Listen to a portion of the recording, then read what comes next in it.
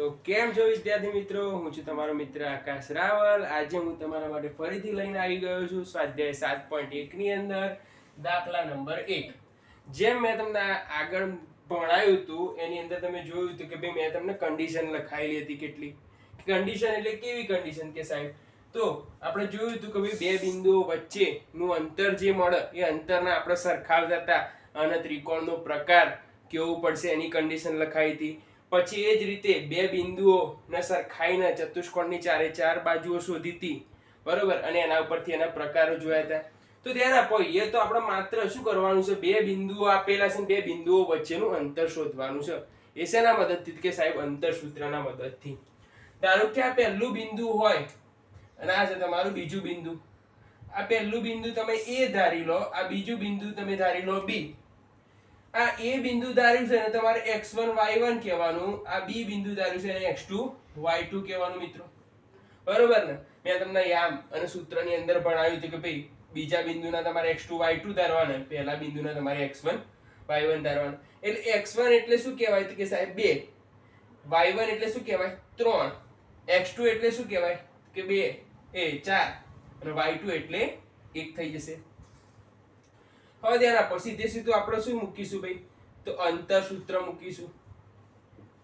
અંતર સૂત્ર શું બતાવશે તો કે આ AB વચ્ચેનું અંતર, તો AB વચ્ચેનું અંતર એટલે AB બરાબર સૂત્ર શું થશે, તો સૂત્ર થઈ જશે x2 x1 નો સ્ક્વેર વત્તા y2 y1 નો સ્ક્વેર। આવું સૂત્ર થઈ જશે મિત્રો। તો એ ધ્યાન આપો, આ આપણું અંતર સૂત્ર મૂક્યું। મોસ્ટલી પ્રોબેબલી આવું જ સૂત્ર વાપરવાનું વર્ગમૂળ વાળું, જેથી ભૂલની શું છે કે ખૂબ જ ઓછી શક્યતા રહે। ધ્યાન આપો, હવે હું શું કરું છું, તો આની અંદર કિંમત મૂકીશ, તો x2 ની જગ્યાએ કોણ છે કે સાહેબ x2 ની જગ્યાએ 4 છે, તો મૂકી દીધા 4 માઈનસ x1 ની જગ્યાએ કોણ છે, તો x1 ની જગ્યાએ છે 2, મૂકી દીધા। એ જ રીતે y2 ની જગ્યાએ કેટલા છે, ભાઈ y2 ની જગ્યાએ છે 1, y1 ની જગ્યાએ કેટલા છે તો કે સાહેબ 3, મૂકી દીધા। આ થઈ ગયો સ્ક્વેર। હવે હું શું કરું છું, એનું સાદું રૂપ આપતો જઉં છું। 4 ની અંદર થી 2 જાય મિત્રો તો કેટલા રહે કે સાહેબ 2 રહે, અને એનું શું રહેશે સ્ક્વેર એમનો એમ, વત્તા 1 ની અંદર થી 3 જાય તે જાય, હા જાય, પણ નિશાની કેવી આવે મોટી સંખ્યા એટલે કે ભાઈ -2 નો સ્ક્વેર। ચલો 2 નો વર્ગ એટલે થઈ જશે 4 વત્તા -2 નો વર્ગ હંમેશા 4 જ થાય મિત્રો। કોઈ પણ સંખ્યા ઋણ હોય ને એનો વર્ગ જો તમે કરો છો તો એ કેવું થઈ જાય, ધન થઈ જાય એનો વર્ગ। ધ્યાન આપજો, હવે શું થઈ જશે 4 ના 4 એ થઈ જશે 8, અને 8 ની જગ્યાએ તમે લખી શકો મિત્રો 4 2 8।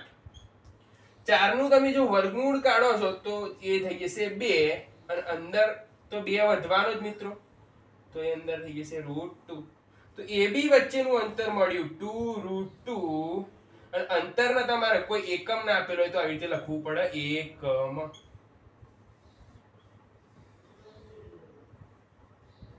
બીજી વસ્તુ યાદ રાખજો મિત્રો, કોઈ દિવસ અંતર ઋણ હોતું નથી, બરોબર। ચલો હું એ લખી નાખું છું, અંતર ઋણ ન હોય। આગળ આપણે આવશે ભણવામાં એટલે મેં તમને અહીંયા કહી દીધું। ચલો હવે ધ્યાન આપો, આ થઈ ગયું તમારો બીજો દાખલો। હવે આપણે ચાલુ કરીએ, પહેલો દાખલો પૂરો થયો। બીજા દાખલાની અંદર અહીંયા જો તમને એક બિંદુ આપેલું છે, આ એક બિંદુ અહીંયા આપેલું છે, એક બિંદુને આપણે A નામ આપી દઈએ, બીજા બિંદુને નામ આપી દઈએ B। આ જે પહેલું બિંદુ છે એના નામ આપણે x1 y1 એવું આપણે સૂત્રની અંદર જોયું હતું કે એવું ધારવાનું કે x1 y1, અને બીજા બિંદુનું નામ આપણે ધારીએ x2 y2, બરોબર છે। હવે આપણે શું કરીએ, સીધે સીધું અંતર સૂત્ર મૂકીએ। જેટલી વખત દાખલો ગણો એટલી વખત સૂત્ર લખો। તો તમારે શું કરવું કે ભાઈ અંતર સૂત્ર છે ને એ લખીને મોઢે કરવાની જરૂર પડશે નહીં, તમારે જાતે જોડે જોડે યાદ રહી જશે। તો લખું છું હું એ અંતર સૂત્ર તમારું થઈ જશે AB બરાબર √x2 x1 નો સ્ક્વેર વત્તા y2 y1 નો સ્ક્વેર। આવું સૂત્ર થાય। તો ચલો આપણે શું કરીએ છીએ સૂત્રની અંદર કિંમત મૂકીશું. તો AB બરાબર x2 - x1 આપણે કરીએ તો x2 ની જગ્યાએ કોણ છે કે સાહેબ -1 છે. જો x2 ની જગ્યાએ -1 બરોબર. x1 ની જગ્યાએ કોણ છે કે સાહેબ જો એ વચ્ચે માઈનસ પહેલા મૂકો અને પછી x1 કેટલા છે કે સાહેબ -5. હવે આપણે આ કૌંસ પણ પૂરો કરવો પડશે ને તો સ્ક્વેર વત્તા ચલો y2 કેટલા છે કે y2 એટલે 3 છે. y1 કેટલા છે તો જો y1 ની જગ્યાએ આ જો વચ્ચે માઈનસ તો મૂક્યું જ અને y1 ની જગ્યાએ કેટલા છે તો કે સાહેબ 7 છે તો મૂકી દીધા અને એનો શું કર્યો વર્ગ કર્યો. ચલો હવે આનું સાદું રૂપ આપીએ મિત્રો તો જો -1 ના -1 રહેશે આ -5 અને માઈનસ આગળ જ એ બંનેનો ગુણાકાર થઈને બંને શું થઈ જશે +5 નો સ્ક્વેર વત્તા 3 માંથી 7 જાય એટલે મિત્રો -4 વધશે કારણ કે મોટી સંખ્યાની નિશાની માઈનસ છે. એ જ રીતે ધ્યાન આપો 5 માંથી 1 જાય એટલે મિત્રો થઈ જશે એ 4 મોટી સંખ્યાની નિશાની ધન છે વત્તા એ શું થઈ જશે -4 નો વર્ગ. ચલો હવે વર્ગ કરીએ મિત્રો તો 4 નો વર્ગ થઈ જશે 16 અને -4 નો વર્ગ પણ શું થઈ જશે 16. બંનેનો સરવાળો કરો એટલે તમને જવાબ મળશે 32. 32 એટલે શું કહેવાય તો મિત્રો 16 દુ 32 કહેવાય. તો તમે 16 નું વર્ગમૂળ કાઢો. શું કરશો ભાઈ આજે 16 નું વર્ગમૂળ કાઢશો એટલે 16 આવી જશે 12 એટલે એનું વર્ગમૂળ થઈ જાય 4. તો 16 ની જગ્યાએ 4 થઈ ગયા અને અંદર શું વધ્યું વર્ગમૂળમાં 2.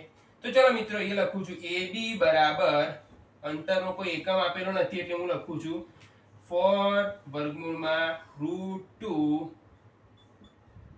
એકમ. ચલો એ જ રીતે ત્રીજા દાખલાની અંદર પણ જુઓ તમને અહીંયા આપેલા છે બે બિંદુઓ અને બે બિંદુઓ પરથી આપણે અંતર શોધવાના છે. હવે ધ્યાન આપો અહીંયા શું થઈ જશે કે ભાઈ આ થઈ ગયા તમારા x1 y1 આ થઈ ગયા તમારા x2 y2 બરોબર. હવે સીધું આપણે અંતર સૂત્ર મૂકીએ તો જુઓ AB બરાબર √x2 - x1 નો સ્ક્વેર વત્તા y2 - y1 નો સ્ક્વેર. આવું સૂત્ર હતું અંતર સૂત્ર. ચલો હવે આની અંદર કિંમત મૂકીએ. આના ઉપરથી કિંમત ડાયરેક્ટ મૂકીએ તો જુઓ AB બરાબર x2 કેટલા છે તો કે સાહેબ -a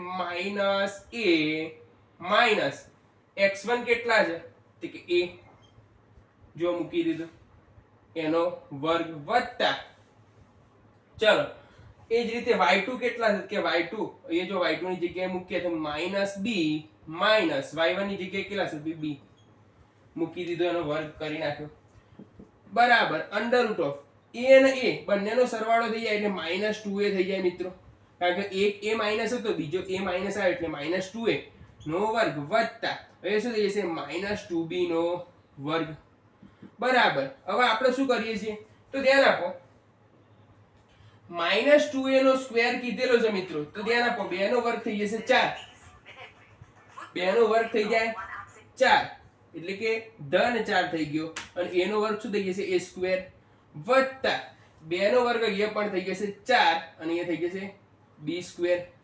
ચલો હવે આપણે શું કરીએ છીએ 4 ને કોમન કાઢી લઈએ મિત્રો તો 4 ને કોમન કાઢીએ તો જુઓ અંદર વધ્યું શું a સ્ક્વેર વત્તા એ શું વધશે ભાઈ b સ્ક્વેર બરોબર.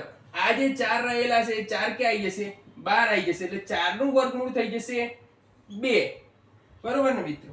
એ જ રીતે ધ્યાન આપો અંદર શું વધશે તો a સ્ક્વેર વત્તા b નો સ્ક્વેર અને આ થઈ ગયું ab નો જવાબ આવી ગયો કારણ કે આગળ સાદુરૂપ થાય એમ નથી એટલે શું જવાબ આવ્યો તો કે ab બરાબર 2 વર્ગમૂળમાં a સ્ક્વેર વત્તા b સ્ક્વેર જવાબ આવ્યો. અહીંયા તમારો આ જે ત્રીજો દાખલો છે એ પૂરો થાય છે. તમારે સ્ક્રીનશોટ લઈ લેવો હોય તો લઈ શકો છો. પછી આપણે નેક્સ્ટ લેક્ચરની અંદર દાખલા નંબર 2 જોઈશું.